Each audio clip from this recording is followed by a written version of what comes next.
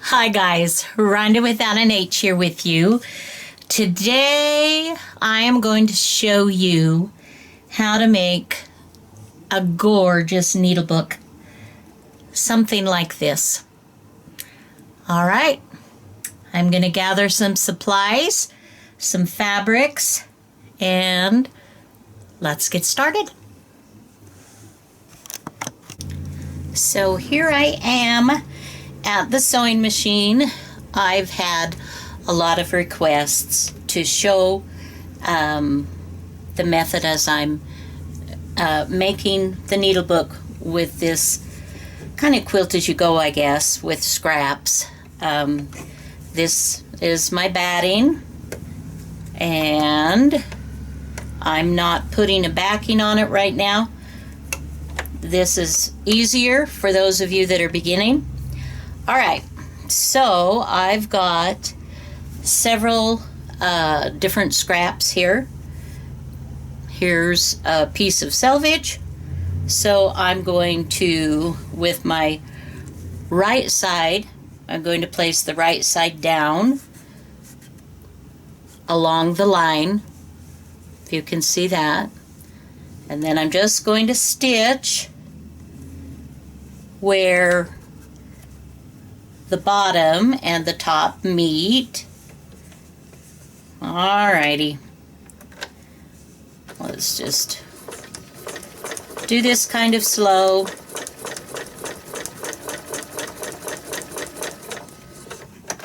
Alright. Now for those of you that aren't quilters per se, that have just been journalers and working with your papers, this quilting part, this is where I cut off I've learned to cut my threads on both sides, right? That we do as quilters. And as mixed media artists and working with both paper and fabric, many people like to keep that. So keep those threads on. Alright, now let's see if you can see this. Oh golly. Let me move this just a little bit. Alright, and whoops, wrong way. Alright. So I'm going to first trim this off to the side. Then I'm going to finger press. I'm opening up the right side and I'm finger pressing down. Okay? Now I'm going to get another piece of fabric, and this is, this is just fun. I don't want that one again. I just used that. I don't want that one. I don't want that. Ooh, let's get out some dots. And we'll just cut a piece. It doesn't have to be too terribly careful. Okay. I'm going to turn this around just a little bit. And I think I'll go like right here. It's important that you pay attention to where your bottom piece of fabric is. You want that covered. So I'm just going to line those up. I'm not worrying about this because I can cut this, I can trim this off. So I'm going to put my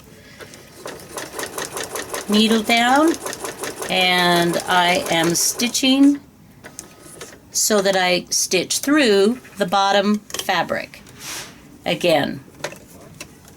So we will trim our threads, but I don't throw them away.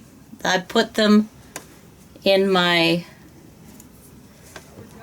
little tin waiting for I get a bunch and then make some more fabric. Okay, I think I need to take this out a little bit more now so you can see a little bigger area. Here's the back side, my 2 seams. Here's the front side. Now, if you want to be really careful and precise, I just fold, see what I've done there? And you can eyeball that and trim that off. And that can go in the scrap can go in my making fabric pile. Then when I open this out, you see, and I do my finger press. Actually, it's a thumb press. I do a thumb press, guys. All right. So then I decide where I want to put another piece of fabric. And I think I want to go on this side now. So, I'm going to get a handkerchief. This is the right side. Here's the wrong side. Let's line that up. Here we go. So.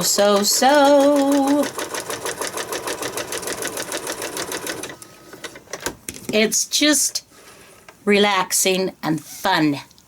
It's just relaxing and fun. So trim my thread off. Unless you're not a thread trimmer. And we can still be friends. Seriously. If you're not a thread trimmer, that's okay. It'd be boring if we were all thread trimmers. Oh. All right. Now I've got this piece left over. So I want to do what I've done before, fold so that my seam is nice and taut. And then here's my seam allowance. And I'm just going to hold it like this and trim that back. And that gives me another piece that I can actually stitch on. So I'm not going to put that one in my scrap pile yet. So that's kind of pretty. Now when I'm working with a bigger piece like this, then when I put another piece on, I've got more room that I can go out further, and I can decide how I want this to look. Like for instance, here's a pretty piece of lavender. So I can decide, do I want it to go this way? Do I want it to go this way? How do I want this piece to look when I'm done? And I think I like the idea of, I think I'm going to take this to the edge of this and kind of butt it up here where I've got an open spot. Okay, so this is going to be a longer seam. And here we go. We'll just, and you don't have to be completely perfect, precise on your seam allowances. Especially, this is not a dress you're going to wear. This is not a shirt. This is, it's a Needlebook. Hello. You're not going to wash it. All right. So, you see all of this that I've got left over. And let's check our seam. That's going to be great. So I'm going to do what I showed you before. I'm pulling my excess fabric up and I'm pulling my seam allowance down. Now, if you are uncomfortable just cutting in the open like I am, here's what you can do. You can put this down. Let's see, let me move my machine for just a second here and show you. I can lay this down and I can put a straight edge, and I can, with my rotary cutter, I can trim that way if I want to. Does the same thing, so that if you're a little nervous about that. Don't worry about it. Just go ahead and use a straight edge and trim it that way. So now I've taken that piece off. We are finger pressing again. And speaking of finger pressing, just a second, where is my... I have a stylus. Okay. That I currently I'm not going to take the time to find, but that can also press this. It's a little wooden with a flat edge, and that you can use to press down. And anyway, okay, so the process, you guys, is just continuing like I've shown you here.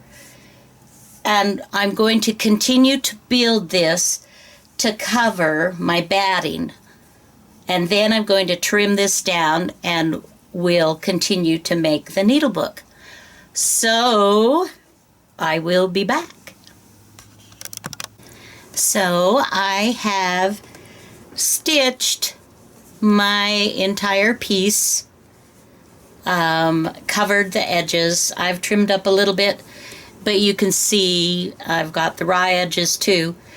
So now what you can do at this point is, if your machine has decorative stitches on it, you can do some fun decorative stitches where your seam lines are.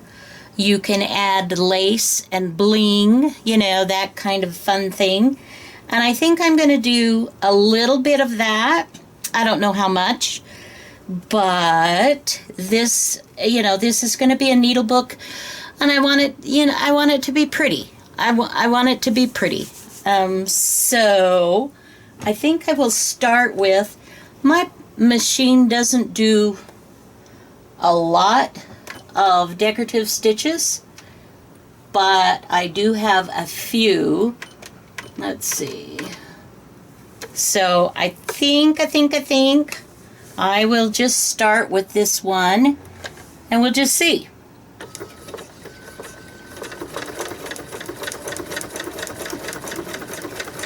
This is one of those things where I have a tendency to want to just, you know, pull it through, shove it through, make it go through really, really fast. And if I do that, then I'm going to mess up the design. So I have to be a little bit patient here. And there are a few tricks of the trade as you do this, quilt as you go method.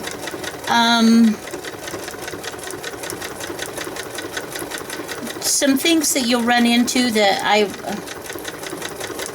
if I try to explain it right here, right now, it might be just more confusing than what it would be helpful.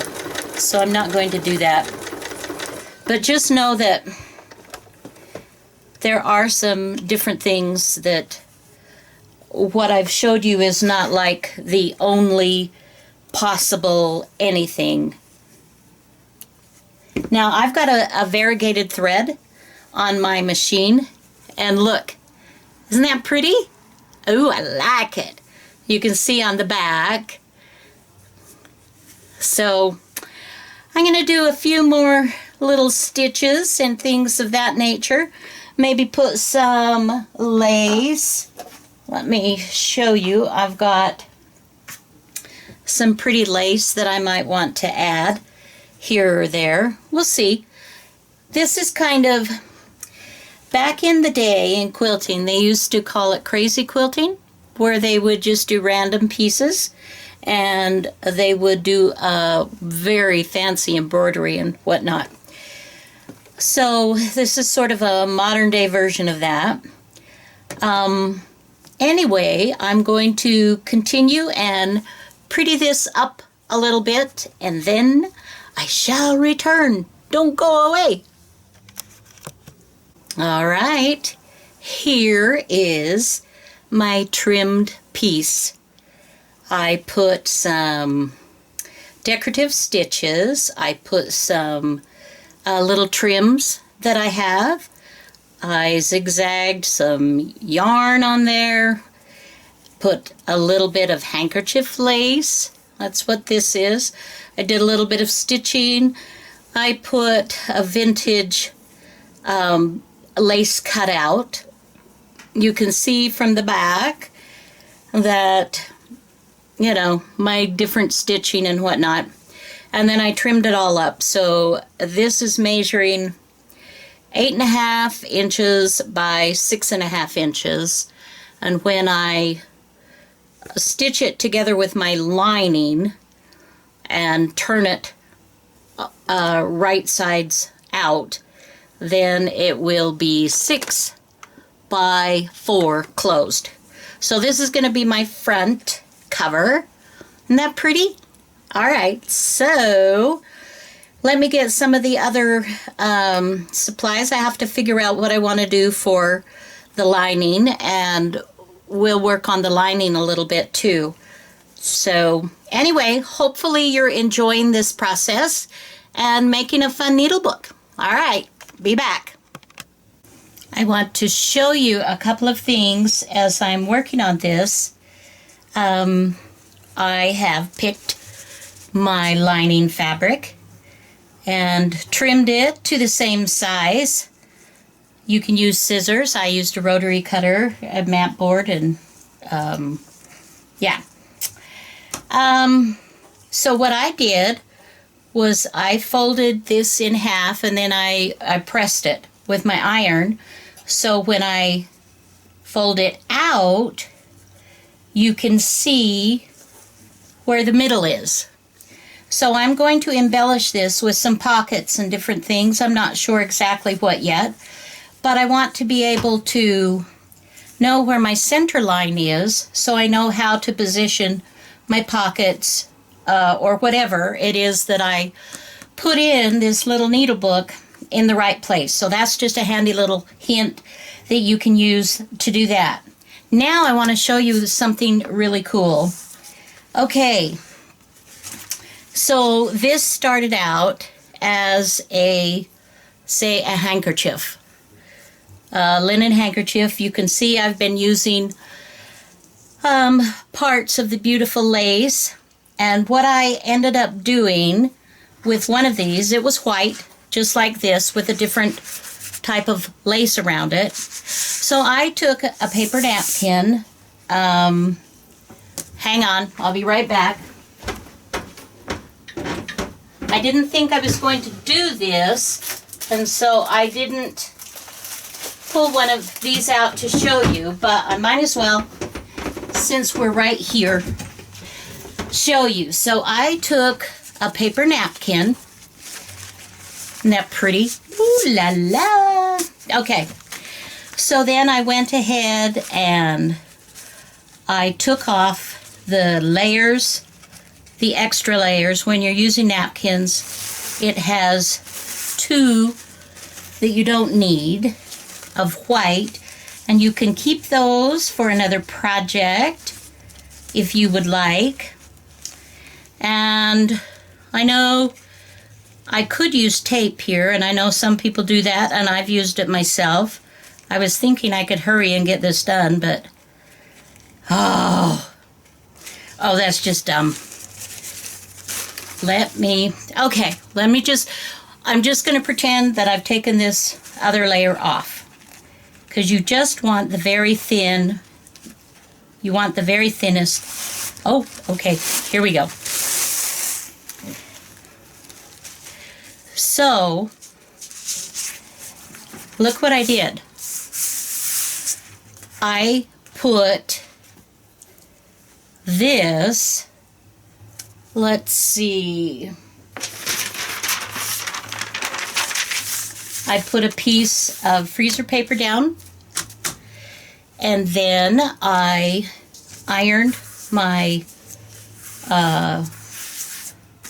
handkerchief. And then now this one, see, I would leave the green border on if I were doing, you know, if I wanted to go ahead and make fabric paper out of this using my paper napkin and adhering this beautiful paper napkin to this white. And this is beautiful linen, but for some things I might want a little bit more color. So you know, the sky's the limit, you guys. And all I did was I used Mod Podge, which is kind of, it feels like it turns, this is what I used, but it feels like it turns your paper into like a fabric, kind of a plastic. It gives it a coating. And I just used a paintbrush and dipped in and just did this and just kept doing this until I covered my whole area. And I didn't do it super, super thick. I did it fairly thin, but to make sure it's all covered. All covered. And then I went ahead and I positioned the napkin down. And I did this, and then I went ahead and again I dipped in and I did the outside and did the whole napkin. And if you do that, then and then you come up with something like this. And this is so, look how pliable. This is literally, you know, paper fabric paper. I can sew, I can, you know, do whatever I want. And I've got this lace on here. Now this was, you can see where the napkin came over where my fabric was. And that's fine. And then you just let it dry nicely. Just let it dry out. So that's another thing that you can do. So I think I'm going to use some of this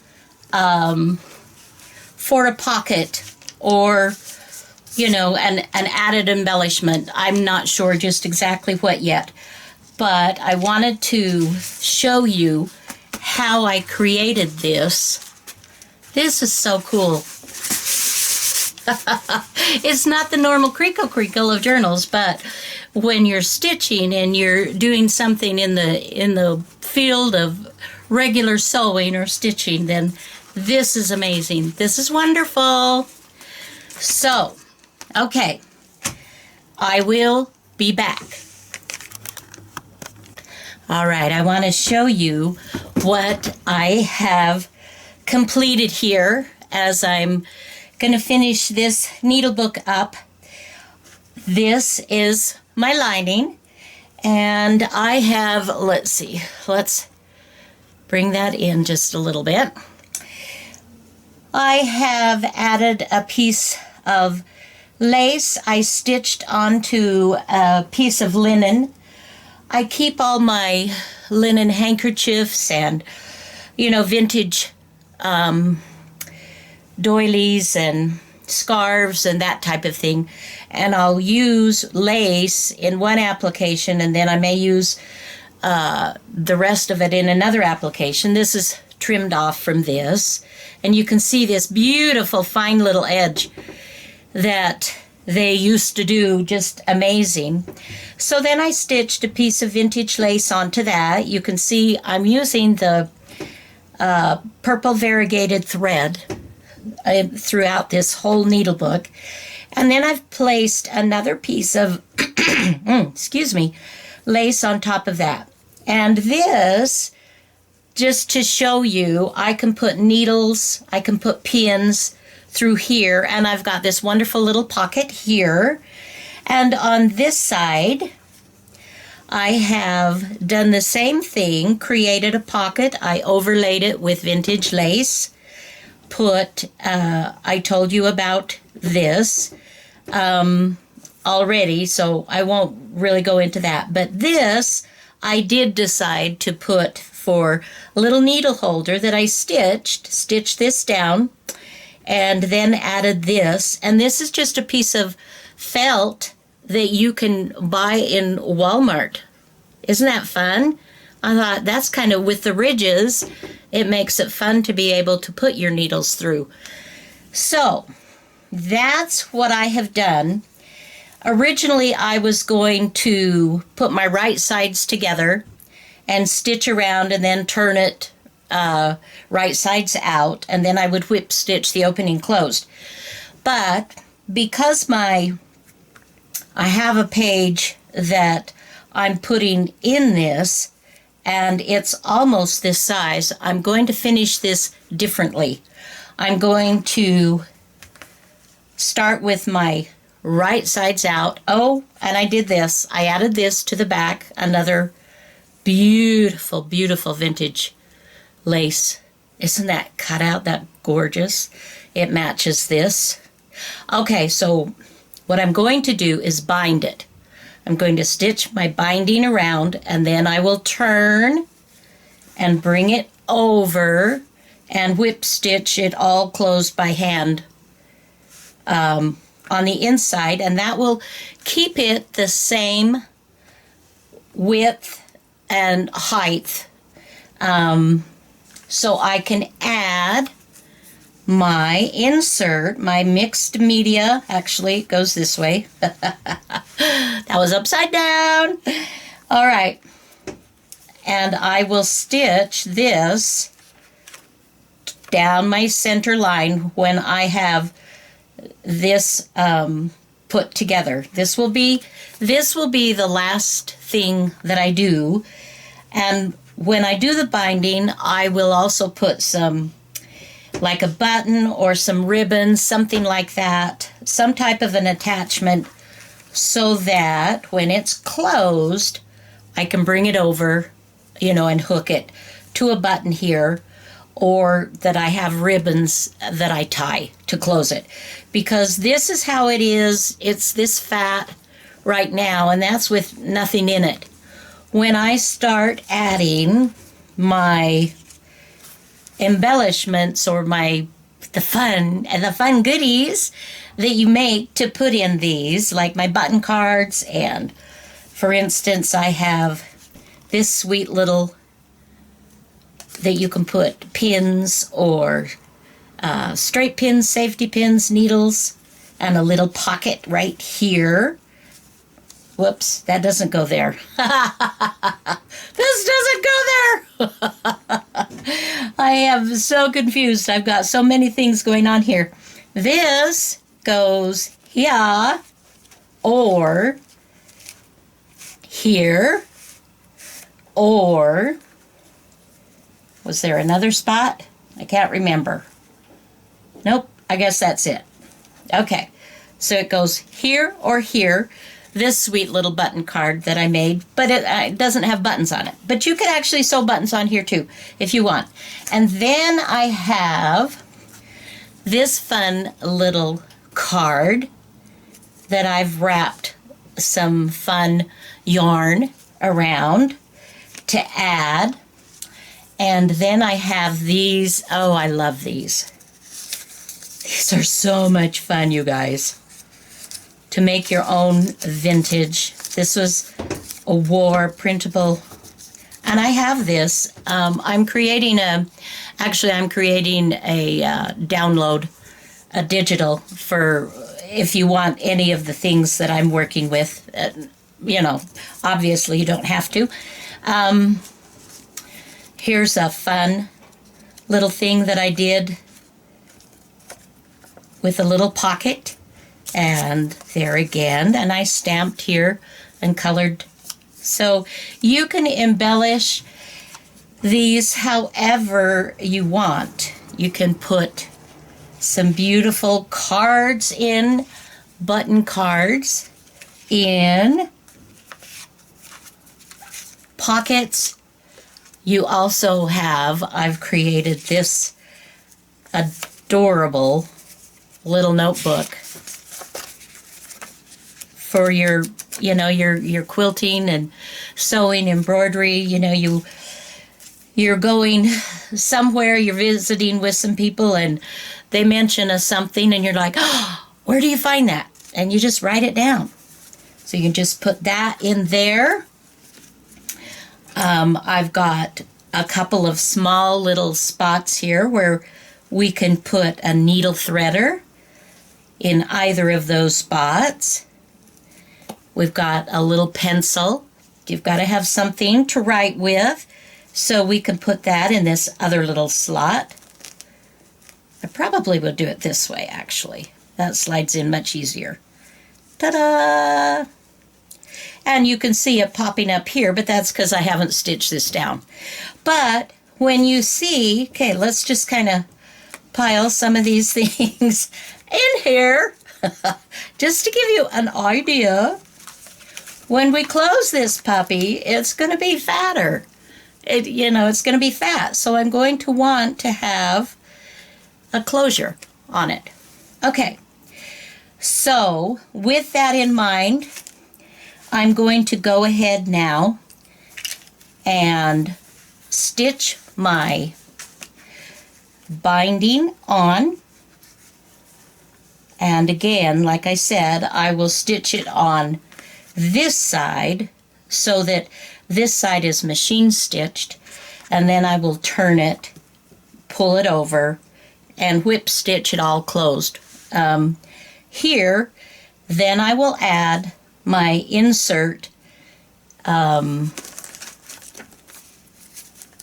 mixed media, and then I didn't even show you this with the different, with the different pockets. Oh, let's go back here.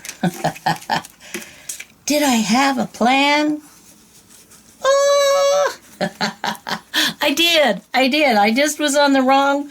I was trying to make it, I don't know where I was trying to make it fit, but anyway, you get the idea. And you've got here, you can put a credit card in, you can put money in it, you can put whatever it is, little patterns. This is just a really nice little envelope pocket. You've got a place here, I didn't even show you this, or did I? I don't remember. Did I show you this? If I didn't, I should have. So I have a button closure with a snap, actually, but I've put a button on it to disguise it. And this way your scissors won't fall out. I've got another little pocket here.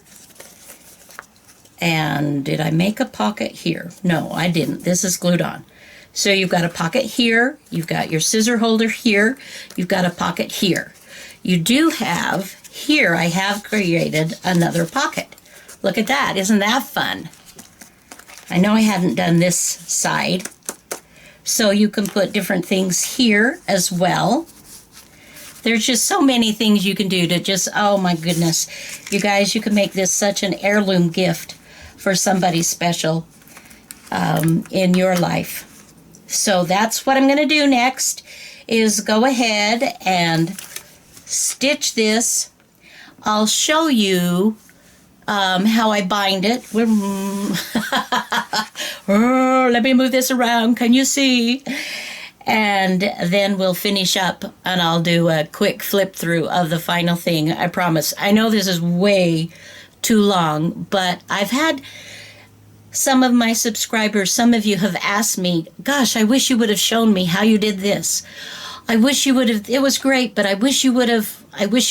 So I'm trying to address some of that. And obviously, for those of you that are a little more advanced, you can just fast forward through the parts and just get the basic, how you put it together and get the ideas.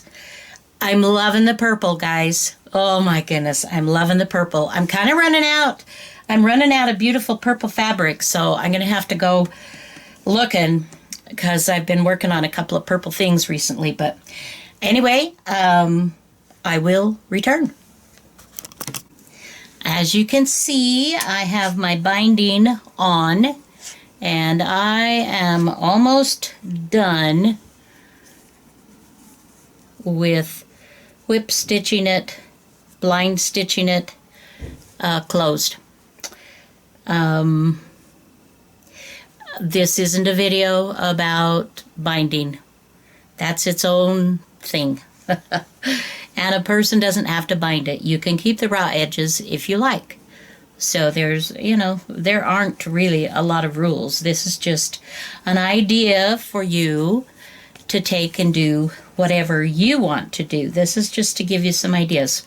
So I'm going to finish this, and then I'm going to stitch in my page, my mixed media page, and I will be back.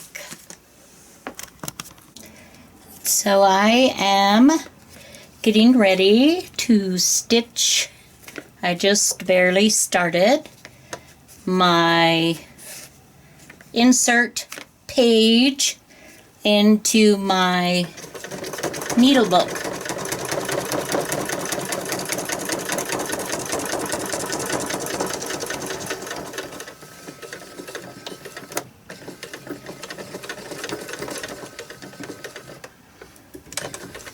Alrighty. Let's take a peek at that. All right. Ta-da! Ta-da, ta-da, ta-da, ta-da, ta-da. All right. I'm going to finish putting it together, and I'll do a quick flip through. All right. Final flip through, and this video will be done. I just put some seam binding that I have dyed and crinkled. I thought that was pretty. Okay, here we go.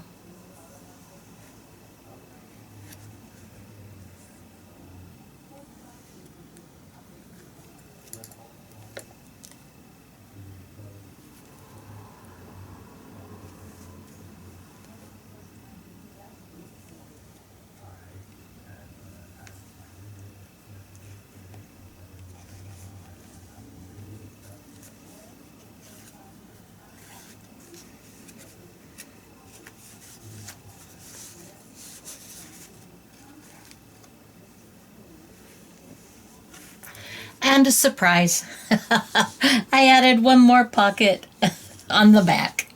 So there's plenty, plenty, plenty. So this was super fun. I hope you got some good ideas to help you with your next Needlebook project. Normally, I've done these all fabric. This is one of the first ones that I've used mixed media. Anyway, thanks, guys. I know this is long, but I hope you got some things that you can use. Until next time, have a fabulous day. Bye now.